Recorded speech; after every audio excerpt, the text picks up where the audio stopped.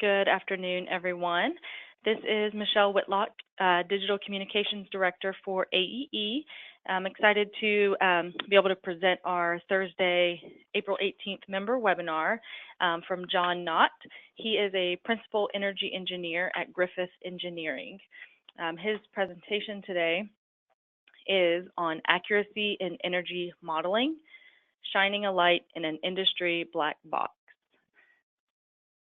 So a little bit about John, and then I'll turn it over to him. At Griffith Engineering, John leads a team of energy engineers that provide investment-grade energy analysis services to owners, architects, utilities, and energy services companies across the globe. John has been an energy modeling professional for over 11 years and has been a part of building over 300 full building energy models. So I'm going to go ahead and pass this over to John. Just a couple of few housekeeping rules, I guess. If you have questions during the webinar, feel free to leave those in the questions panel on the side of your GoToWebinar little panel there, and he will answer those at the end as time permits. And then we will release this recording tomorrow or Monday, so everyone will get a copy of the slides and of the recording in the next day or so. All right, John, I'll pass it over to you. Okay, thank you.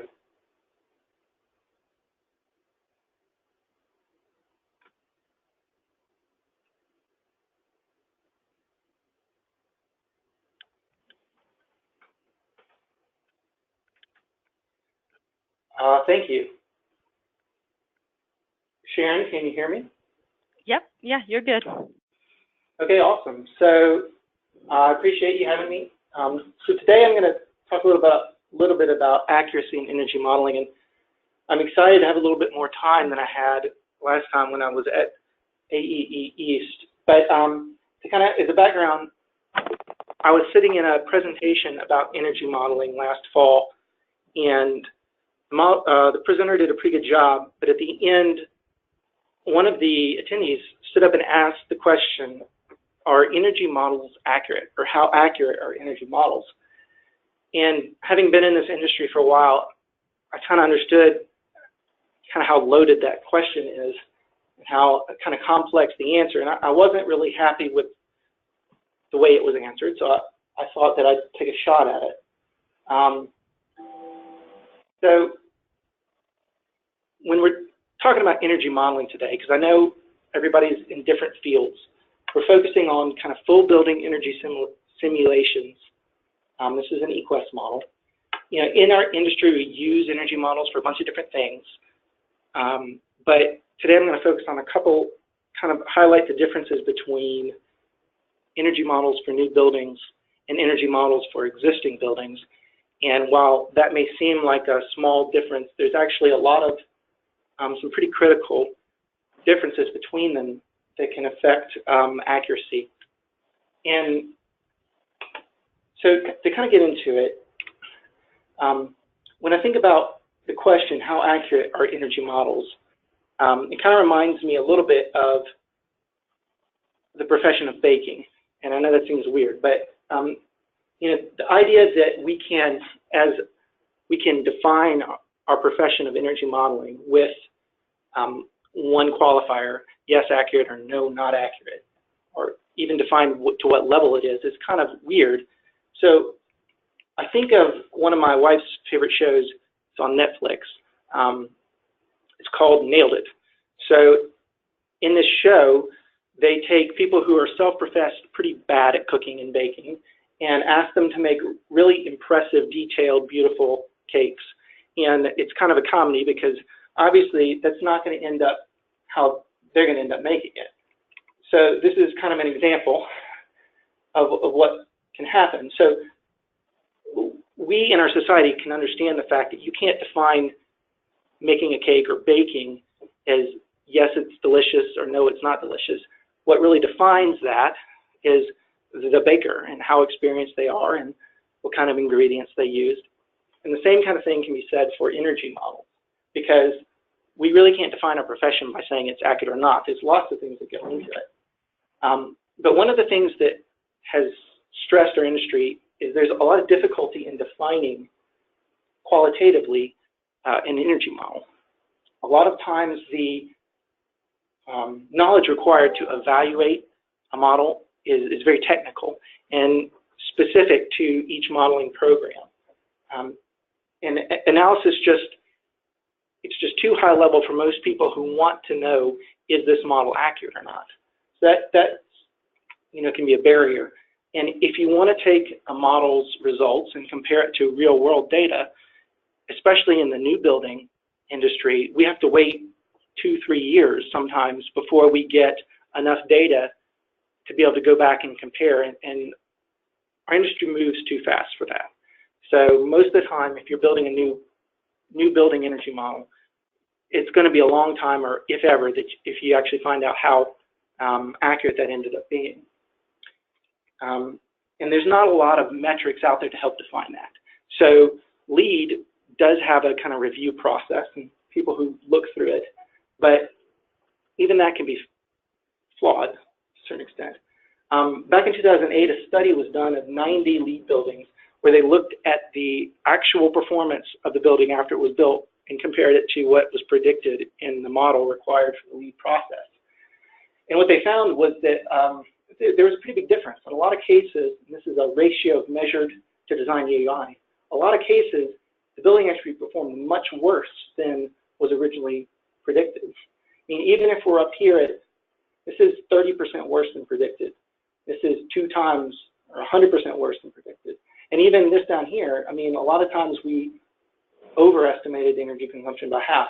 So that's obviously a little bit concerning to people in our industry. And even a guy named Henry Gifford in 2010 sued the USGBC for fraud, partially based on studies like this, where he basically said it wasn't a valid way of measuring a building's greenness, or whatever you want to call it. So one of the things that's been starting to show up is rating systems that ask for performance verification, or basically you don't get the rating until you can show that you actually can perform the way you predicted you can.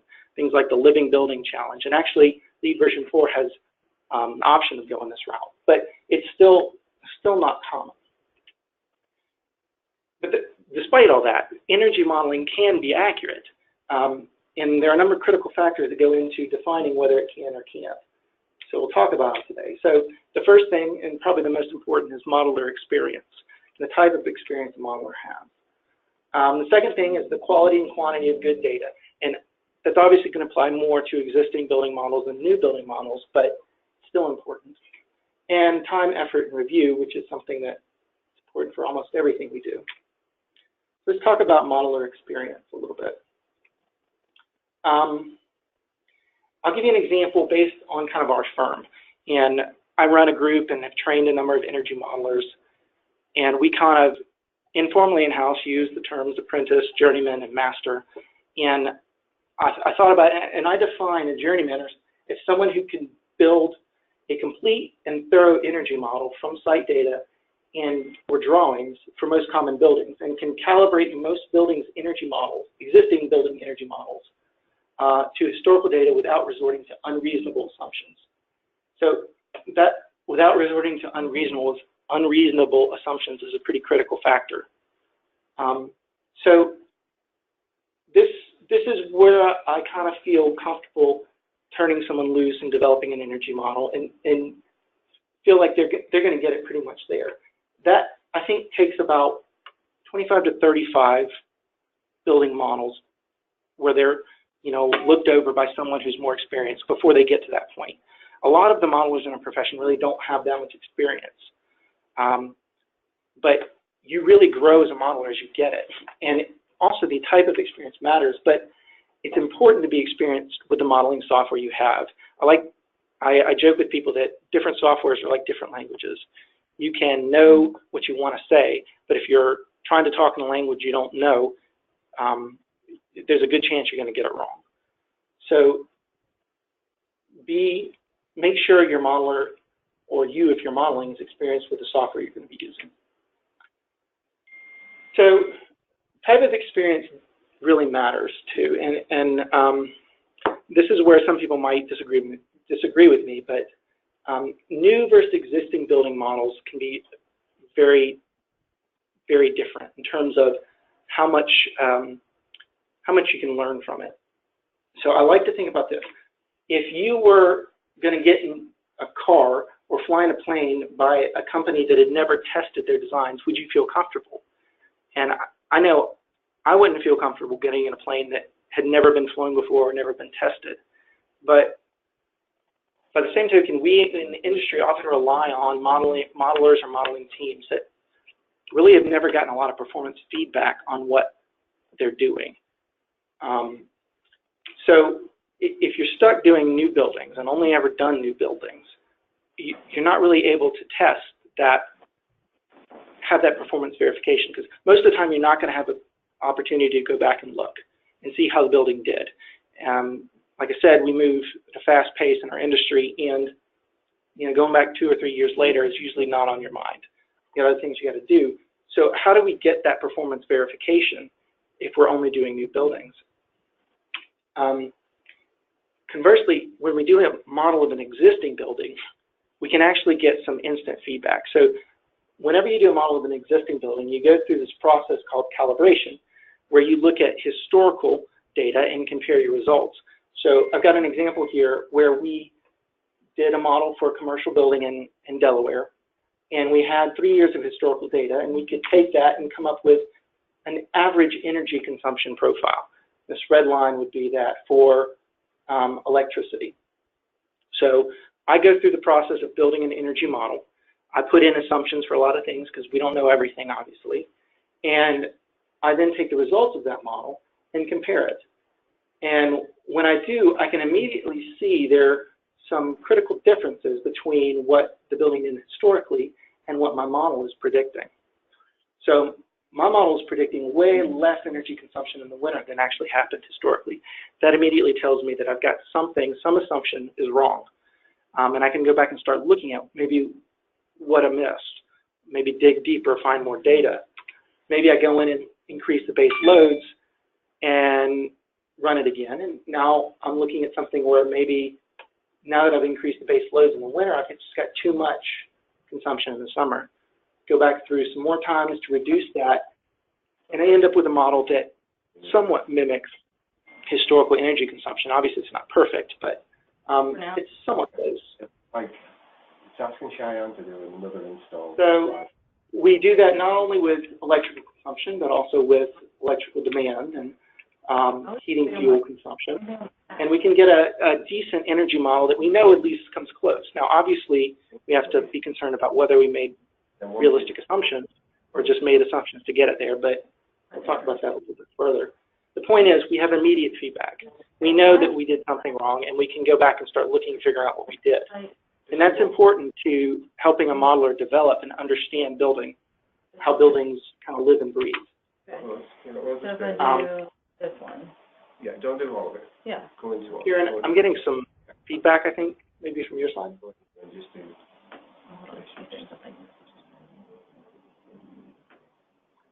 Okay, so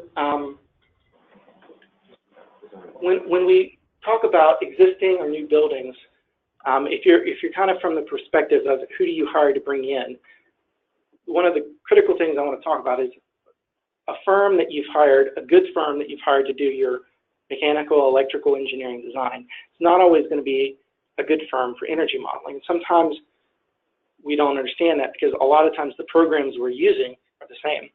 For example, if you use TrainTrace 700, that program is extensively used to develop loads for design, but it's also used for energy modeling. However, the processes can be very different. So you want to find a modeling team that understands energy modeling, not just building design. Energy models go beyond that design. We want to understand real-world operation versus design loads, like what's going on in the building. We want to understand how people move through the building on an hourly basis, how they use the equipment in the building when it's not a design day, and we want to know how equipment ages, especially if we're doing it in an existing building. So those things change over time, and we've got to know that. So you don't have So on to number 2, which was good data. I don't know if you caught that. So you just got. Why split it on in there? It's finer. And this, So, I'm gonna work on this. the building energy performance is about more than just the building equipment and physical characteristics. So that's what goes into a design, the physical characteristics. We got to understand what kind of equipment there and, you know, what the walls are made of, that kind of stuff. But that's not everything. We need information on how the building operates. And that's where kind of we'll draw a parallel, again, to another one of my wife's favorite shows, Project Runway. And I don't even know if it's still running, but I remember watching that with her. They would do these challenges where you have to design clothes out of strange, unconventional materials. And, you know, the interesting thing about that is even the best designers can struggle if they're presented with unconventional or garbage materials. And the same thing is true for an energy modeler. Even the best energy modeler is going to struggle if they have no data or bad data to base their energy models off of. So that's why it's a critical factor. So what do I talk about when I talk about good data? And again, this is mostly for historical existing buildings, excuse me, but we want to know historical performance, utility data from that building. If we have a control system, getting trending to understand how specific systems behave over time and what happens there is really important. And then actually getting system power measurements. So just because you've got a 50 horsepower pump installed doesn't mean you can multiply 50 horsepower times 0.746 divided by motor efficiency and get a KW draw. You know, motors are loaded differently. Real world conditions, brake horsepowers are different. So getting actual measurements in the field can be critical to getting a good, accurate energy model. Make it work. And once you do that, you can do this math. But she has more space. The more data you have, the fewer assumptions have to be made. In our industry, we all understand building energy performance is extremely complex. There's a lot of variables that go into it. The more variables we can scratch off with a measured value, the more accurate our model is going to end up being.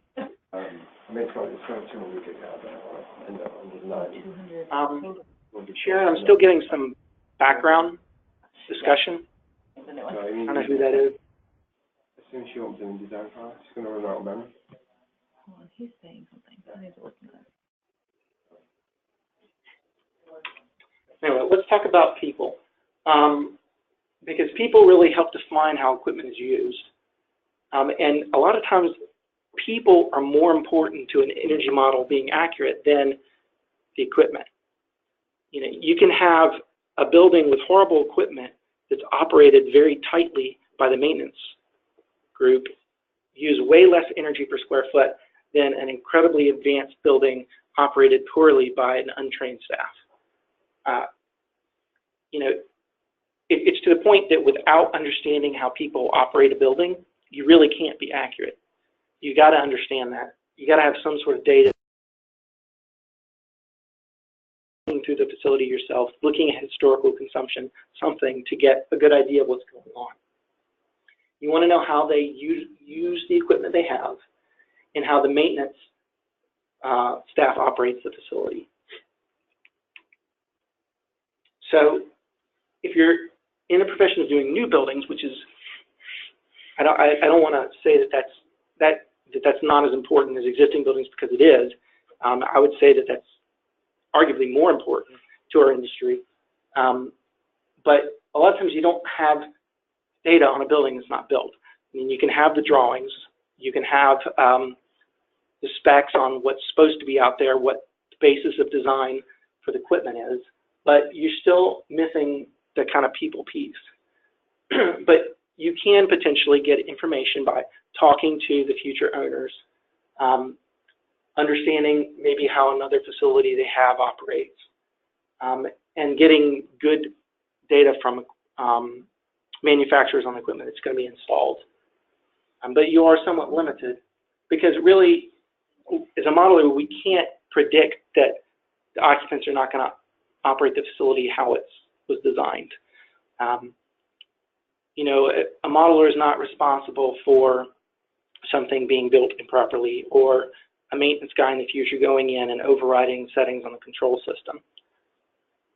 But in a profession, we can provide some sensitivity analysis to understand if we operate this building an additional 3 hours a day beyond what our schedule was originally intended to be, how is that going to affect the consumption? If we use a set point, heating set point of 72 instead of 70, how is that going to affect our consumption? So that's where we can provide value in lieu of having kind of that data on how it's going to operate in the future. This process can also highlight the need for commissioning, help building owners understand the real dollar impact of not properly commissioning the building. So the third critical factor is time, effort, and review. And that kind of goes along with the fact that even the best people will make mistakes when rushed, as in all things. And that kind of rush can often be the result of maybe your person who's contracting you not understanding that different modeling tasks can take a different level of time. If we're going in and evaluating a couple different mechanical system designs for a new building off of a block load in DDs, then we're, you know, going to spend a lot less time than going through an existing building and coming up with an investment grade model showing retro commissioning measures and how that might change things. So, you know, if you can understand the level of effort required, you won't get yourself into trouble. Improper QC, which there's some, that's an obvious for everything, but there's some specific ways we can QC, which I'll talk about. I call this the common sense factor because it really just is common sense, but we'll talk about ways we can QC things. So whenever we do a model, the assumptions that go into that model are kind of the critical variables. And a lot of times, like I mentioned, if you just give your client or someone who's reviewing it the model file, they have to have a technical understanding of that to be able to evaluate it. But as a modeler, we can actually take those critical assumptions out and put them in a report.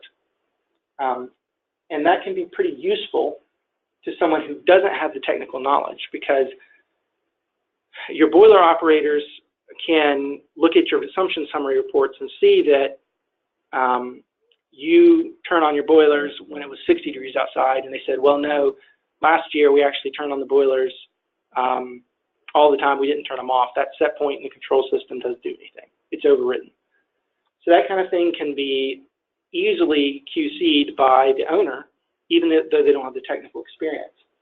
So kind of building these assumption summary reports that state all the technical characteristics in there to non-technical personnel is really important. And along with allowing someone else to review it, I've found that for us, about 80% of the mistakes that modelers make can be caught by going through when they do these technical assumptions reports.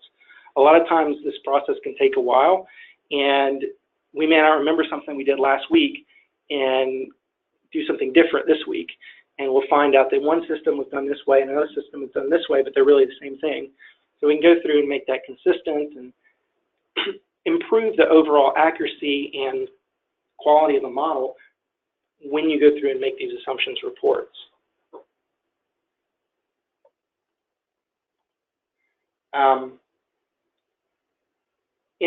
In addition to kind of doing this, there are a lot of companies out there that will offer what's called third-party review. So there'll be an owner's representative that has the technical knowledge to evaluate these. They can go in and understand the assumptions and what's realistic and help translate what's going on in these models to the owner so they ensure that projections are realistic. You know, they're a critical part of a lot of processes or a lot of contract frameworks that have developed over the country for public sector work, whether you're doing an energy performance contract or a utility energy services contract or something, a lot of times they're requiring third-party reviewers to come in who are qualified to review this. And it's, if you have some concerns, it's a good thing to do, especially if the person who's trying to provide this information to you has some incentives to potentially overstate it. They're selling equipment or something to you. So, to kind of review, we had modeling experience, modeler experience, we had the time effort review, and we had, completely fail, good data. So, let's talk about factors that are often given too much weight for talking about accuracy in energy modeling. The first is the building's physical properties. So pretty much every single program that is being developed right now for energy modeling is coming out with these 3D models of the building, where you can kind of build your rooms and zones and see everything. In the second slide I had, I showed eQuest, which builds a 3D model of it. So 3D models have very little impact on accuracy. They're pretty and they're useful for helping to describe the model to someone who's not in our profession, but they actually don't affect accuracy much at all. They can provide some useful information about shading, but that's really about it. You can do an accurate energy model without the 3D model, and some programs still do that. But beyond just that, the physical properties of the building, the envelope, the windows, the roof, they actually have only a small effect on the overall energy consumption. So, we got to understand that. Let's talk about different modeling programs. So, there are a lot of programs out there, and it's true that certain programs can do some system types a little bit better than others. Some have features that are useful. A lot of times, though, a lot of those programs are really about the user interface going in and making it streamlined and useful. Most of the major products out there can put together an accurate energy model for most systems. So when it comes to which program you're using, it's much more important to understand or to know that the modeler who's doing it has a good understanding of that program than it is which program it is. The only times that might be not true is if you've got a review team that is experienced with it, you want to try to make sure that coincides as well. And sometimes you want a program that's open source, you don't have to pay for, so you can evaluate it yourself, which can come into it. But pretty much all those major programs can produce an accurate model. So what's popping up right now in AEE and some other organizations is modeler certifications. And I think that's a great thing for the industry. But I'll say at this point in time, there are great modelers that are not certified, and there are probably some bad modelers that are certified. So,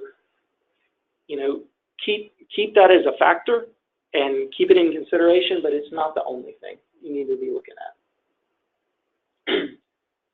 So let's talk about some common fallacies that lead to inaccuracy, mistakes that can be made. The first is that annual agreement to utility data is enough. So if you go through this calibration process and you can get a model to yield very similar results to historical utility data, that in and of itself is not something that ensures accuracy. So most good modelers know that they can make a modeling program give them whatever result they want to. A couple years ago, maybe about 5 years ago, I was asked to step in and help change a model that had been done by another company that had gone out of business. And the client asked me to make a couple changes, but during the process, I realized that the modeler had gotten, I guess, frustrated at some point trying to calibrate this model to annual historical utility data, and gone in and added custom base loads every month to make up the difference between what the model actually projected the consumption would be and what the historical utility data told the model the consumption was. So just went in and made an unjustifiable load to make up the difference. Now his annual agreement to historical utility data was perfect, or near perfect, but that doesn't mean his model was accurate. And conversely, you can get lucky and you can come up with what you think is a valid and accurate energy model that agrees with historical data, but find out later that a number of your assumptions just happen to cancel each other out. So when we're talking about accuracy, we have to not only agree with historical utility data when we're going through a calibration process, but we have to make sure the assumptions that we're using are valid and they're good assumptions. So I see this time and time again when I take a person who's only done new building models, but design level occupant and internal loads almost never happen. So, you know, we design a building to be fully occupied in every space, to be all running intensive computer programs with all the lights on the worst day of the year, and then we add another 10% safety factor to that. So if you try to go into an energy model and put those same assumptions that you would put on a load calculation in there, you're going to be so far off, it's not even funny. I can't tell you how many times the first time we've gotten a designer to do an energy model, they just scratched their head when they looked at their results versus historical consumption. Said, where in the world am I, what's going on here? And it's a situation where they didn't have the feedback from seeing that before, but we need to understand how a building is actually used. So sometimes in the existing building modeling industry, we can make the mistake of thinking that a building was built and run to design specifications. It's important to verify that because a lot of times it's not. And designers, I'm sure, know this too. You know, what the contractor chooses to do and what was actually designed can be different. And we have the issue of buildings not being commissioned or needing to be recommissioned because things get overridden. So you got to understand, to check that stuff and look at your building, how it's operating now, not just how it was designed. So I kind of laugh. You know, if Micro is your boiler tech, he's probably going to run your building in a way to make it work. He's not going to care what the original design was. He's just going to make it work.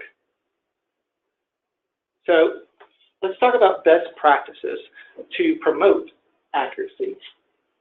So if you're an owner or you're a client of an energy modeling firm, what can you do to try to ensure that when you're getting a good firm and going to get a good model? So ensuring proper time is allowed to complete work is important. Ensuring that the team you reach out to has the experience, the right kind of experience you want. And again, your design MEP firm is not always going to be the best modeling firm. Ensure good access to facility staff records and equipment. If you're an owner, getting the modelers in front of your building operators is critical. Getting them access to talk to occupants, if possible, or to investigate the equipment in the building is important. If you're going to hire a firm to do a model, require an assumption summary report.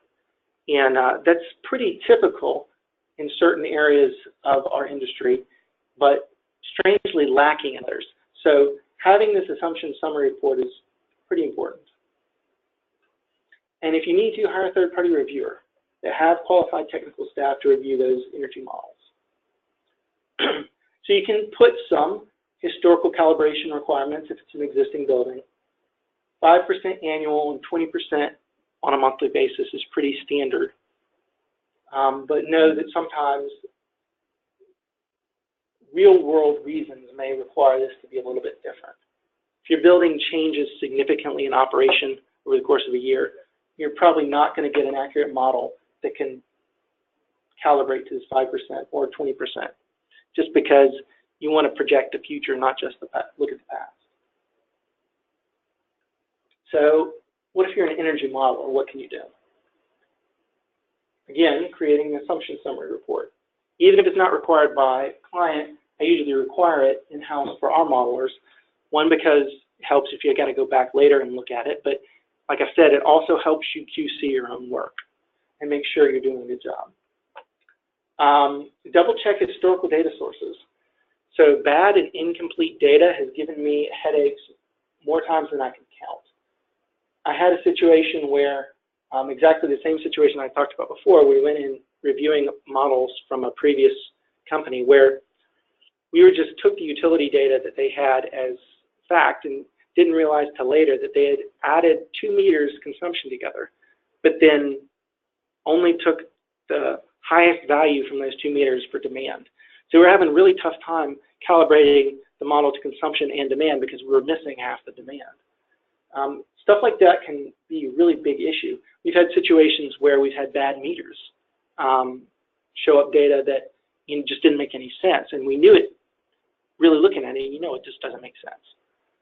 So double check those data sources. One of the things that a lot of modelers make a mistake of is getting too detailed.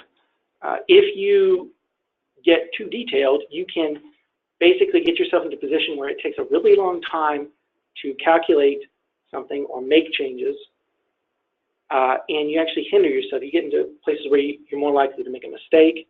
You forget to make a change over here that you made over in another place, and you don't have as much time to run through different calculation iterations and figure stuff out. So don't get too detailed. Get professionally trained on any program you would use regularly. Very, very important. Even if you are an experienced modeler, kind of getting information and going to a training on the different programs you're going to use it's pretty important. If you do a lot of new buildings, really try to follow up. See if you can reach out to owners and see if they'll share that information with you to see how your model performed against the real world. A lot of modelers only work for companies that do new building modeling. And you don't want to, if you're in that situation, you don't want to get into the bad habits because you never get that performance feedback. So one of the trends we're seeing, using real weather information. Now this can be for both new and existing buildings, but probably more for existing buildings. There are companies out there that you can buy for about 60 to 75 bucks, real weather files that go in most modeling programs. And you can compare that up to real historical data from the same time period and make your model just that much more accurate. So, accuracy is achievable, and as an industry, that's a pretty important thing. But we have to know that inaccuracy happens too. But I think that if you're contracting a modeling firm, within 25% annual agreement of real consumption is possible with reasonable consistency and good modeling practices. Even if we calibrate a model within 5% to annual, there's lots of things that change. Weather changes year to year. Operation of buildings is always fluid. Very few buildings stay exactly the same year to year to year. You got an office building, a tenant could rotate out or rotate in. Things change, but within 25% is pretty reasonable.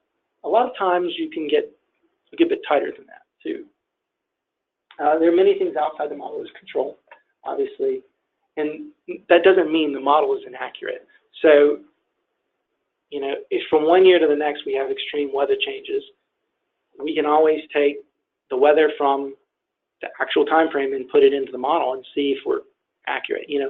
Once we update that weather, we might see that the model is accurate, or once we update how the building's operated, it might be a lot closer to what we had originally projected. So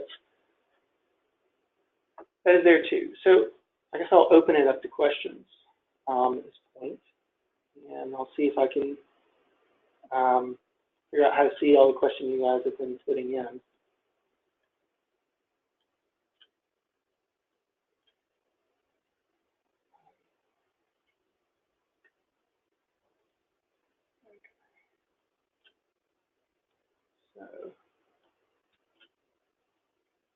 have to pardon me. Trying to use this interface here. It's really, really small. Sharon, while I'm trying to figure this out, you want to read some to me?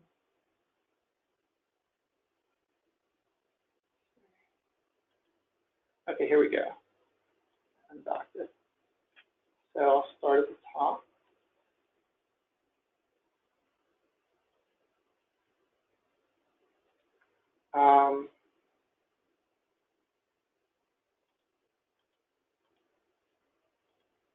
See, there's chatter, someone's talking background.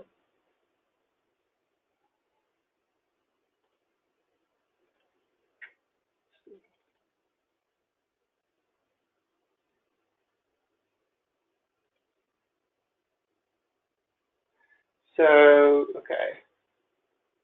Do you recommend any particular modeling software, free or otherwise? I think that there are a number of good ones out there. I'll preface this by saying I don't know. I don't have personal experience with probably all the software that are really good. My opinion is the world is kind of shifting more towards the Energy Plus framework. That's going to be a slower shift. I think that Open Studio is still a little bit more academic than it is for real-world specific buildings. That's just not to say that it can't be used well for both purposes. Personally, I grew up on TrainTrace 700, so that's my program of choice. We also use eQuest, and that seems to have its pros and cons. I think that we can get pretty technical on which ones are the best, and I think I'm probably not going to do certain programs justice because I don't have the experience with them. But I think it's more important you have good experience with the program than specifically which program you decide to use.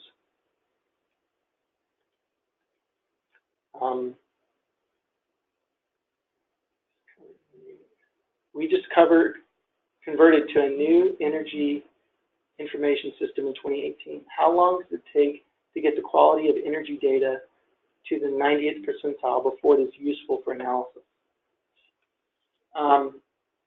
I think that when you say the 90th percentile, it really depends on the type of building. If you have a building that's very consistent in operation from month to month, you might be able to come up with a reasonable profile in a couple months. You might actually be able to come up with a reasonable profile in 6 to 8 months, just if you have good information on both a cooling and a heating season. But really, there are things you can learn from it almost immediately. So I'm not sure the best way to answer that. We've certainly been required over time to do energy models on very little, maybe only a couple months data, and just make assumptions. Whenever we're doing an energy model, we're always going to have to make some assumptions. The more data you have, the better. But sometimes you're strapped without that information, and you just do the best you can.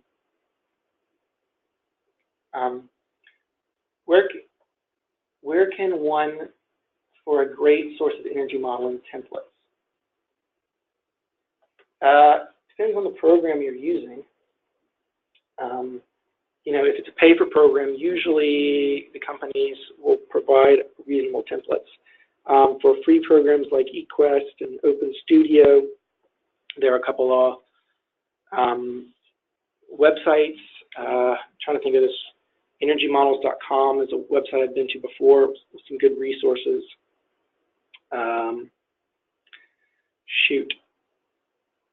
I know there's some other ones. Building simulation, something. I'm trying to see if I can find it.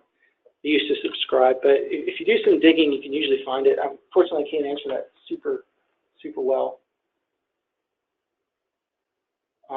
What are the typical critical assumptions? So one of the most critical assumptions I always want to make sure are schedules of a building. So understanding how lighting, and people change over time. Also things like full load energy consumptions of equipment, motors, lighting, miscellaneous equipment. That's usually a pretty critical assumption. I would usually want to list typical construction information like R values, U values, shading coefficients of windows, that kind of stuff. I would also want to list any changes I'm making if we're doing some sort of comparative analysis from one to another.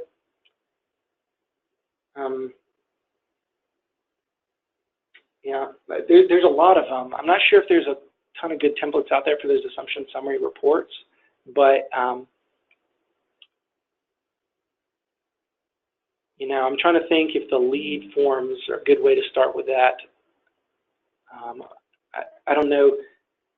I don't have, beyond that, a lot of other specific options. I could probably potentially share something with you, people, if they're interested. I apologize for my voice not being clear.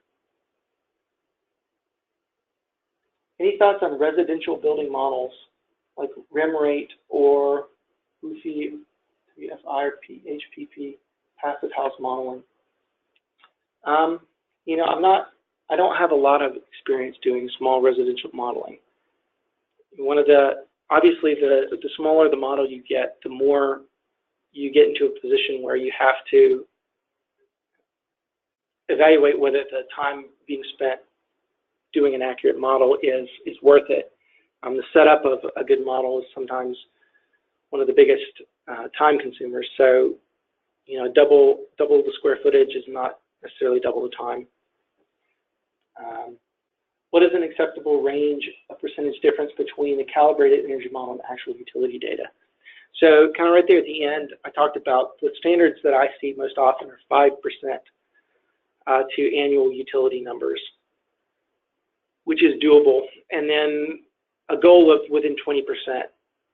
But I would encourage people not to get caught up on a specific threshold being a qualifier for good or not. You know, a lot of times you can have things cause a big difference that are completely and totally reasonable. For example, you could be stuck with utility data that, you know, 1 month was a 20-day period and the next month was a 40-day period. Now, sometimes you can adjust the utility data for that, but if you don't adjust it, those 2 months are going to be way off based on what a modeling program would predict. That doesn't mean the modeling program is predicting an inaccurate solution, even though the months are off. You know, 1 month's going to be high, 1 month's going to be low. There are other things that can happen. You know, you could have had a situation where a system went down for a good period of time, and your model would be inaccurate to predict future results if you assume that that would happen every year, but it may cause 1 month or something to be way off.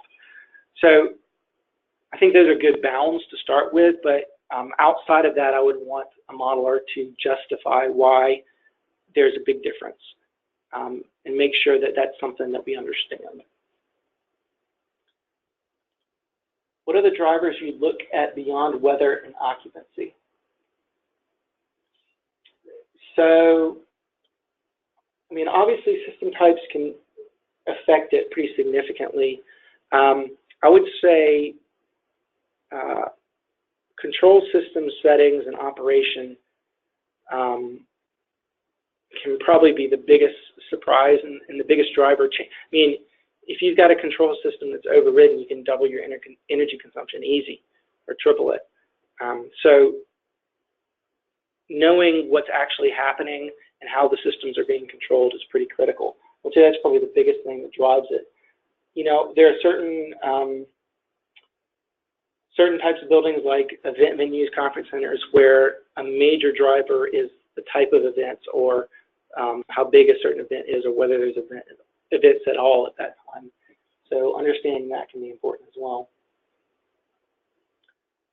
Do you recommend some energy modeling programs? Kind of talked about that a little bit. Which is a good software to analyze and why? So, I mean, if you're just getting into it, even though I don't use it, I might suggest looking at OpenStudio just because I think that's going to be like eQuest has been in our industry before. It's kind of like this baseline that everybody is aware of just because it's the free program out there. I think understanding and getting into OpenStudio will be useful. And I think a lot of the programs that are being developed are going to be developed off of the Energy Plus platform. So if you're looking to really get into and learn something, you know, I would have said Trace 700. That's kind of being rotated out. They're coming out with a new Energy Plus version, which is Trace 3D Plus. That's still kind of in development. I think, I mean, you can go out and you can buy it, but they're still making improvements to really make it a high-performing software. But if you want to get into a paying program, you know, you always want to look for a program that's got good help. Because I think that having good access to developers and people who understand the program can be really critical to developing your skills as an energy modeler too. What sources do you use to calibrate energy and use breakdowns of new models? So I know there's some people out there that are trying to create some kind of automatic stuff. But right now, our firm is really, it's about experience, I think. Understanding, looking at a model, how your shape and profile is different than historical, and understanding what are the possible causes of that. At this time, I would say experience is probably your best bet. I know there's a guy at energymodels.com who's trying to develop something that could give you some, basically look at those two profiles and give you some possible reasons for the difference and stuff like that. It's kind of an automated thing, but really, you know, when you're going through them, if you see a difference, then you start looking at your assumptions and figuring out what you haven't verified or what might be different. Do you have any tips for third-party reviewers who will likely be reviewing models that are not of their company's original design? So no matter what program you use, kind of those assumption summary reports can be fairly consistent.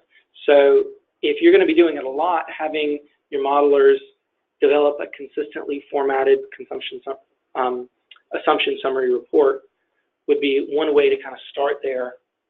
You know, there are different exports from all these modeling programs. Familiarizing yourself with some of the more common ones would be useful. Beyond that, it's going to be difficult, I think, to say anything specific. Energy modeling softwares, how reliable are they? Every software is different, I would say. Like I've said before, that, you know, if you know the software, you can usually say what you want to say in it. There are a lot of times, if you don't know the software, you can unintentionally say something that's completely different. An example is, for a long time, I modeled multi-zones a certain way in a particular program, only to find out later that the program always assumed the hot deck was at a specific temperature, or how it calculated that hot deck temperature was different than what I was thinking it was. So a lot of those models, I introduced some inaccuracy just because I didn't understand exactly how that worked. Now, those things weren't specifically called out, and there are a lot of kind of technical details that are sometimes hidden underneath layers of programming. So more experience with those programs, access to developers and helping them understand it, helping them help you understand it, it can be critical. But for the most part, I think most of these programs are fairly reliable. I kind of mentioned Trace 3D Plus is still being developed to be reliable. Some of those other programs are pretty reliable as long as you don't have issues. Like, there are some things like eQuest is not being currently supported, so it's not being updated for new Windows and other stuff like that. So some of those older programs can be a little unstable. You have to be careful with that. But other than that, I would consider them fairly reliable if you know what you're doing with the program. Given all these inaccuracies, how do you feel about using energy models to evaluate savings and pay incentives on achievements as done by some governments?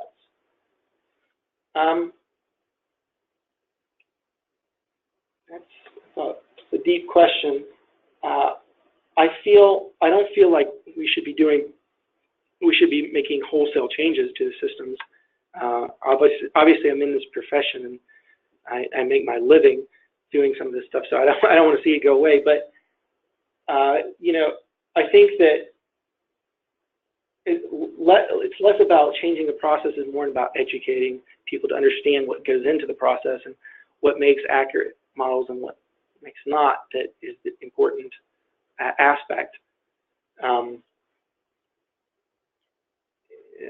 So that's, you know, it's pretty deep.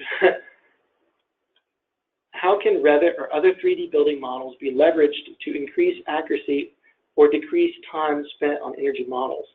So my experience with taking things out of Revit and putting it into modeling programs is small, but one of the issues that I think Revit has right now is that in the past, at least, and it's been a couple of years since I've done this, it had difficulty taking, understanding a simplified thermal zone.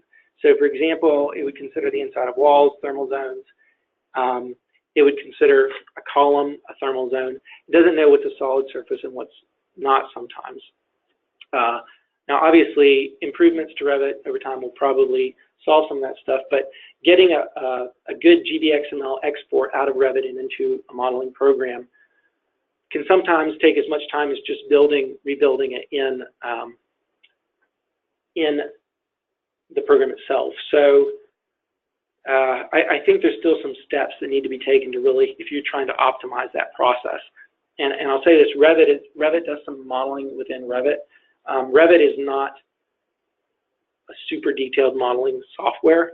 I think it can perform a lot of new building, just general task evaluating, building orientation, or some comparative analysis of different design strategies. But detailed, accurate analysis of existing buildings is probably not Revit's strong point at this time. You mentioned that designers are not necessarily qualified to become energy modelers. Can we say that they can be the most qualified if trained in deeply on energy analysis as they already understand the system? Yeah, I don't want to be confused. I'm not saying that good designers can't be good energy modelers, because some of the best energy modelers I have came from the design side originally. So yes, definitely, if you understand, you have a deep understanding of HVAC systems from a design perspective, you can certainly learn to be a good energy modeler. I think that sometimes transitioning over can actually be a benefit because, for example, one of the certifications and from ASHRAE for energy modeling, the BEMP, the required resources are pretty much all just the ASHRAE standards for HVAC, like 90.1, 62.1, standard 55. So it's like you kind of have to have a very well-rounded knowledge of HVAC to be a good modeler, and I believe that. So definitely you can get great energy modelers from designers. So while I say your design MEP firm is not necessarily your best modeling firm, it doesn't mean your design MEP firm can't be a good modeling firm too. You just need to make sure you do the research and understand that. Does energy modeling, is it compatible for industries other than for buildings? Yeah, I'm sure it is. The programs are going to be different, obviously. You know, I've known some energy engineers that focus on industrial systems and optimizing certain industrial processes, which are independent of building, heating, cooling, lighting, that kind of stuff. So definitely, but it would most of the programs I talked about today are for buildings. Do you use parametric runs to fine-tune your models? So I think the development of OpenStudio has kind of opened the door to have sort of this parametric runs type kicked out to the Amazon cloud and get that information. I think if you can develop a process that's streamlined for you, it can work. I don't personally do it. I've got enough experience that I kind of understand what I need to make, and I want to see and analyze the specific results of the change. But I think the industry is certainly moving to a place where you give a set point, a range, and kick it out to the cloud, and it comes back with your optimal inputs for that set point.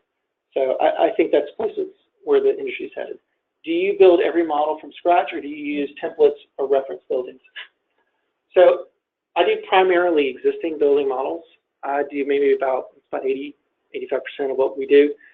And every one of those is built from scratch unless it's an obvious copy. So like sometimes we'll do school systems and we'll have 3 or 4 schools that were built based on the same kind of design.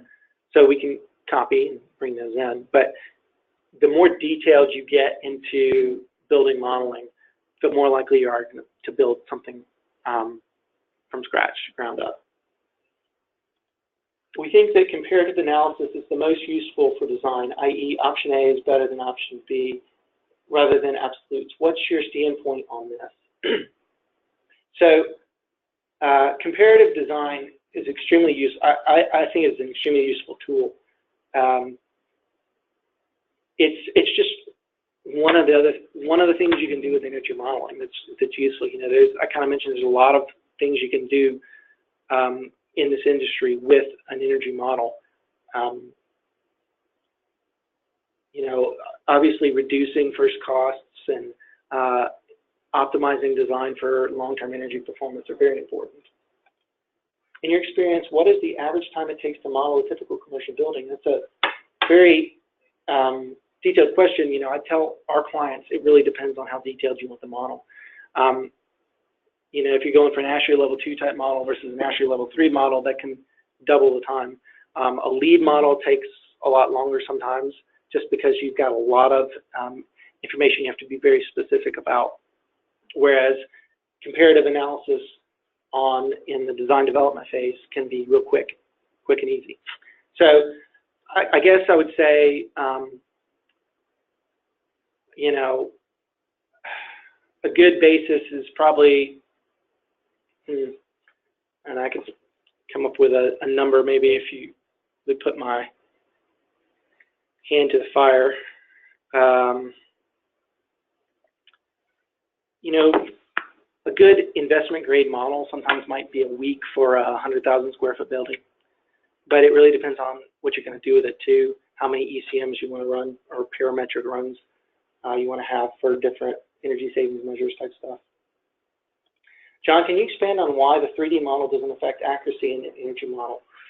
So 3D models, what most programs do with that is they basically use an algorithm to export in or export out of that 3D model the exterior surfaces versus the interior surfaces versus the adjacent spaces. And what ends up happening is all of that gets compressed down into data. And all that data can be manually input. So for example, Train Trace does not have a 3D modeling program or a 3D modeling component because you manually enter in your exposed sides versus your interior adjacent spaces if you have them and they matter. So, you know, for an air handler, it doesn't care where in the building a space is, as long as it understands and has an accurate understanding of the exterior exposures and loads created by that exposure and the internal loads created by people, lights, etc. So you don't have to have that 3D model in there to create accuracy. The one benefit that can sometimes happen is shading, whether you're talking about adjacent building shading or the building shading itself with like a courtyard. Sometimes that's very difficult to describe accurately with data inputs, whereas a 3D model can pretty easily render which surfaces are being hit by the sun and which surfaces are not, that kind of stuff. Hi, John. How do you handle a post-baseline load increase? Do you rerun the model up to that point? You certainly can. If you've got something that has changed to cause an increase in baseline energy, you can, if you know about it initially, you can create a baseline adjustment. But if you don't later, you can rerun it. I think it depends on the structure of the kind of contract you're working under. You know, if it's just an owner wanting to see it, it's no problem at all to go through and rerun it.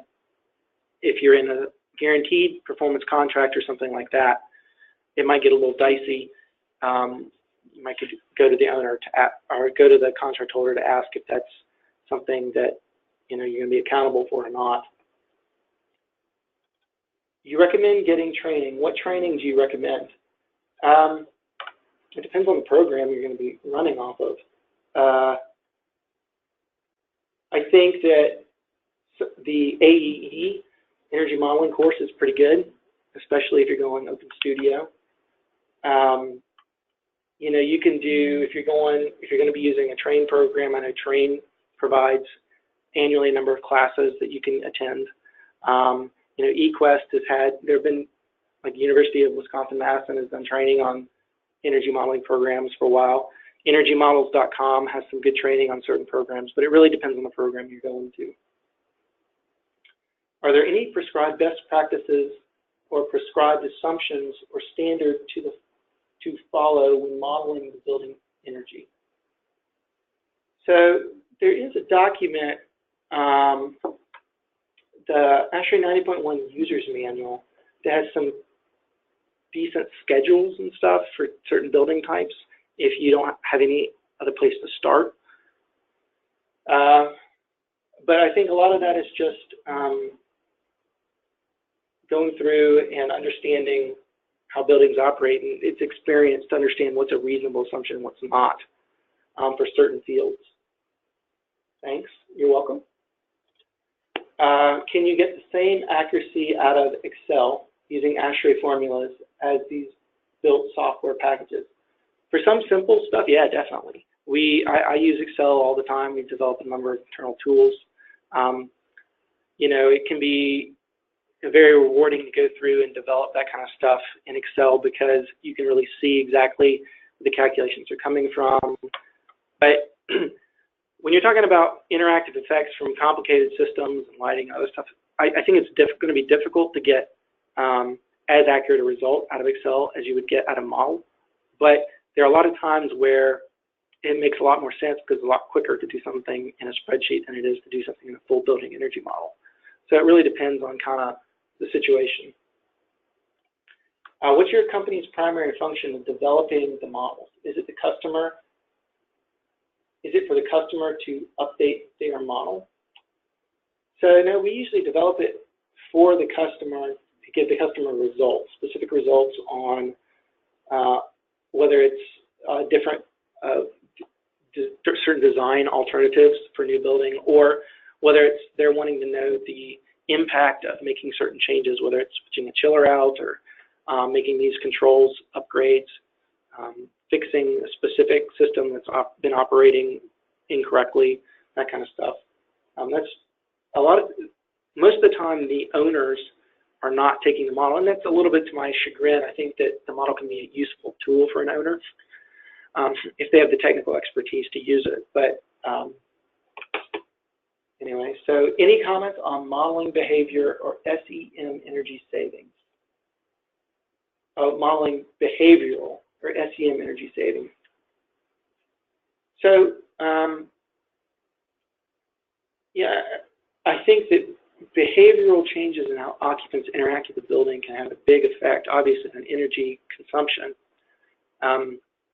There are certain ways you can log with types of data loggers, changes that may occur from training staff or providing incentives to staff to do things differently, whether it's turn out lights more. You can have a lighting logger in the space to be able to record that, or using the elevator less, having motor loggers on the elevator motors that could tell you that it's being used less, that kind of stuff.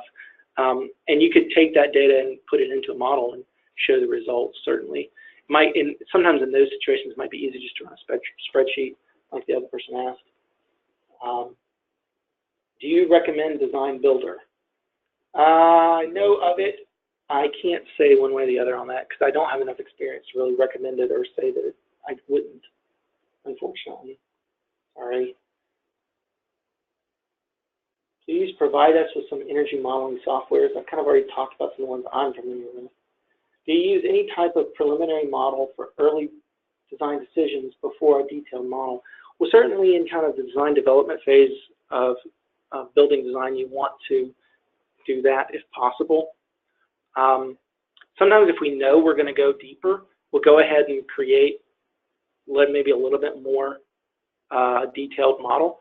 Obviously, you don't want to spend too much time because the design can change. So yes, there's certainly some benefits initially to going high-level stuff, maybe block models for certain types of things. You mentioned earlier that you find the physical properties of the building don't matter. Does this extend to R values, glazing properties, and WWR? I'm not sure what that is. And is there dependent on climate zone? Here in Canada, I noticed some savings when those variables are changed. So I do want to be specific that they do matter.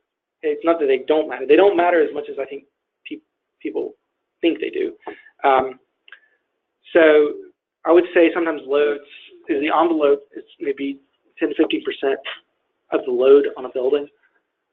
So changing R value slightly will certainly affect it, but it may not affect it as much as you think. So I imagine definitely in Canada, changing your R value will affect your heating energy consumption. So I don't want to come across saying that it doesn't have any effect, because it definitely does. But I think there are some people in the industry that kind of feel like that it's a primary driver of energy consumption, and I wouldn't say that, but it definitely does affect it. And you can certainly find optimal levels of insulation and types of windows and shading and that kind of stuff to optimize energy consumption. So I don't want to throw that particular task into the bus. You mentioned earlier that you find physical properties of the build. Oh wait, I'm reading the same thing. Sorry about that. And Sharon, please stop me if we're getting to a point where I'm going over. I'm just going through the list of questions. Any advice for modeling complex HVAC controls EMF?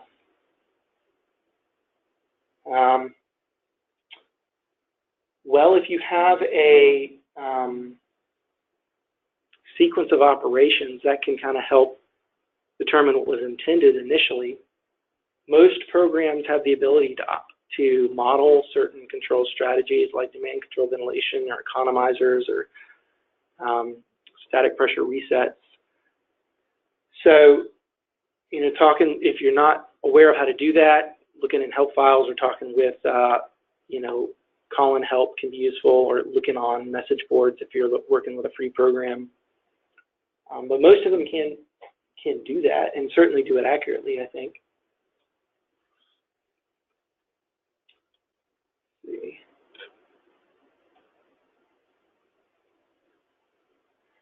Any advice for modeling keep doing that. New building energy modeling. Are there other better assumptions for operation schedules outside of the ASHRAE 94 and the user's manual recommended schedules? Look at that. You just referenced what I was talking about. That's a good starting place. Talking with owners is useful. Understanding how the building is going to be used. I think sometimes those can also be a little bit unrealistic. So you got to be careful. Does energy modeling reflect the uncertainties and adjustments for building energy consumption if it considered an M&V?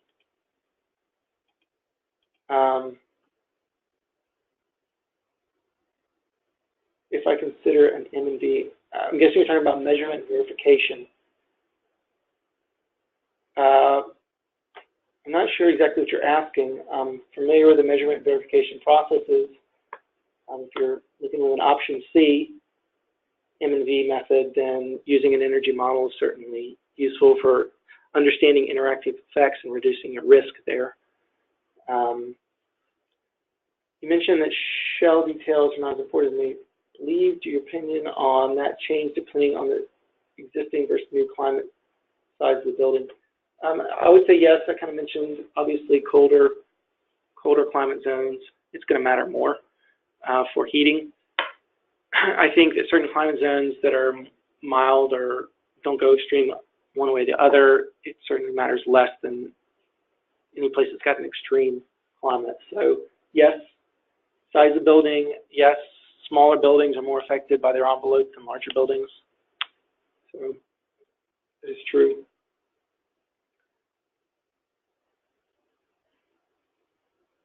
Building sim. There you go. That's the one that Bill Bishop commented on Building sim. Their message boards are good for eQuest users. That's the one I was trying to remember. What are your go-to resources for benchmarking? Verify EUI or energy cost per square foot for buildings type CBEX? Yes. A lot of times we do a lot of projects with the U.S. government, so CBEX is a good resource for those projects for benchmarking. Especially since they've got the 2013 data now. When giving clients payback, do you use blended rates? Good question. I think that it depends on the measure. If you're looking at scheduling a unit off at night, then if you use a blended rate, but you have different daytime and nighttime rates, you're going to be giving them an unrealistic view of how much that's going to affect their dollar savings.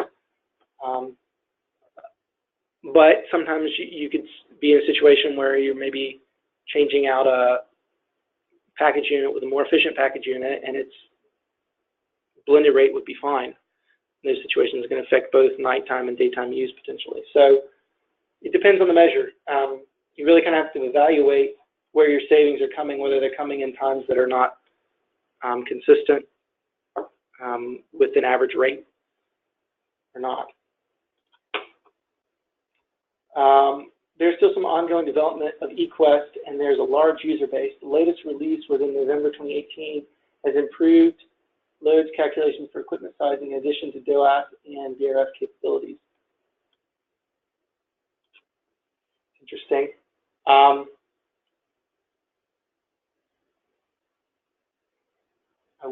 don't know if I was aware of that.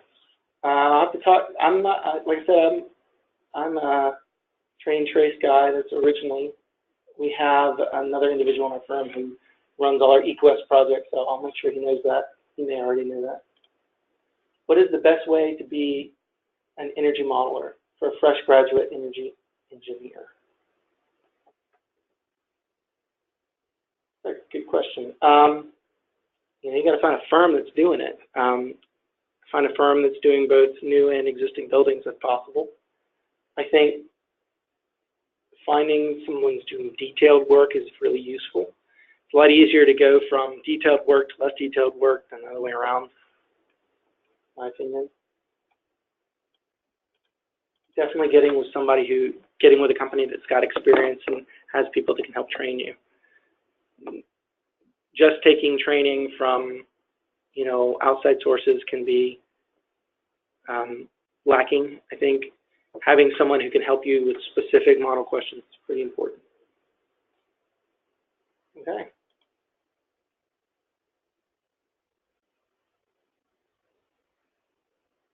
So, Sharon, are you still there?